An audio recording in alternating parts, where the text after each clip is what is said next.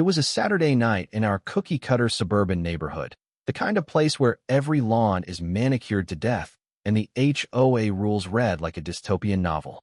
I'd been planning my 35th birthday bash for weeks. Nothing crazy, just good friends, cold beers, and a backyard barbecue. But 3 hours in, as laughter bounced off the string lights and my buddy Jake was mid-story about his latest fishing trip, a golf cart screeched to a halt outside my fence. Karen, the HOA president, hopped out like she was auditioning for a villain role in a Lifetime movie. "You're in violation," she shrieked, waving her phone like a weapon. "No permits, excessive noise, and oh my God, is that an open flame?" She was talking about my little charcoal grill, which, mind you, was legal. I tried to explain, but she was already dialing security, her voice dripping with that sanctimonious tone Karen's perfect. By the time she hung up, my guests were whispering, and the vibe was shot.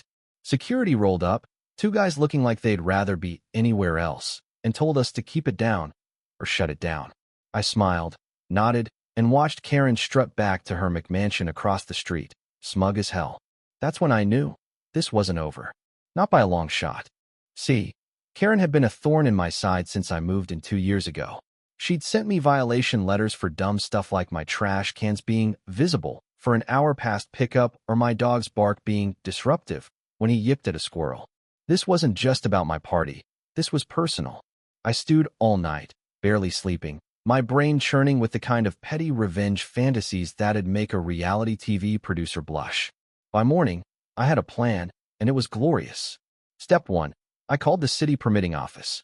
Turns out, Karen was wrong. Me grill was fine, and I could host a party with up to 50 people, no permit needed. But if I wanted a permit for a bigger event, easy peasy. A few clicks, a $50 fee, and I'd be untouchable. Step 2. I called my buddy Mike, who owns a catering company, and DJ Spin, a local legend who owed me a favor. I wasn't just throwing another party. I was throwing the party, and Karen was going to eat her own rulebook. The next weekend, I was ready.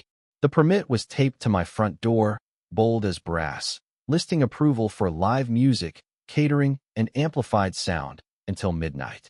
Mike rolled up with a full taco bar carne asada, al pastor, the works plus a margarita machine that could have fueled a frat house.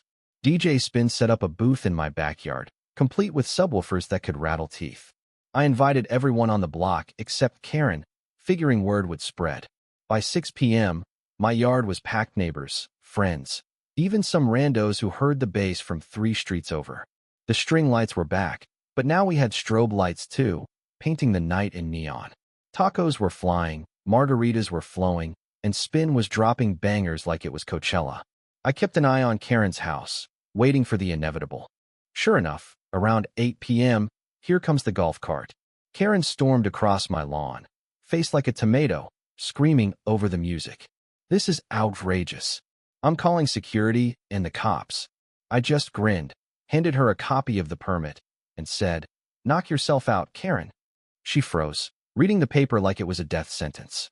Security showed up, took one look at the permit, and shrugged. "All good here," one of them muttered, clearly annoyed at being dragged out again. Karen's jaw dropped.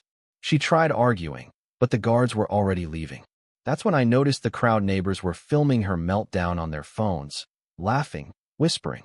Someone, probably Jake, had grabbed a can of spray paint and scrawled, "Party on, Karen," on a plywood board by the DJ booth. The crowd cheered when Spin dedicated the next song to our favorite HOA press. Karen looked like she was going to combust. But here's the twist. I'd done my homework. Karen's own house wasn't exactly HOA compliant. Her prized rose garden, planted 6 inches past her property line, technically on community land. Her fancy new mailbox, unapproved design, per section 4.2 of the rulebook she loved quoting. While she was busy raging at my party, I'd slipped an anonymous tip to the HOA board complete with photos I'd snapped weeks ago. Monday morning, Karen woke up to a violation notice of her own. The board, fed up with her reign of terror, hit her with a $500 fine and an order to rip out half her garden. Word spread fast, and by Tuesday, the neighborhood group chat was buzzing with memes of Karen's meltdown, complete with that spray-painted sign. The fallout was sweet. Karen's reputation tanked. Nobody took her seriously anymore.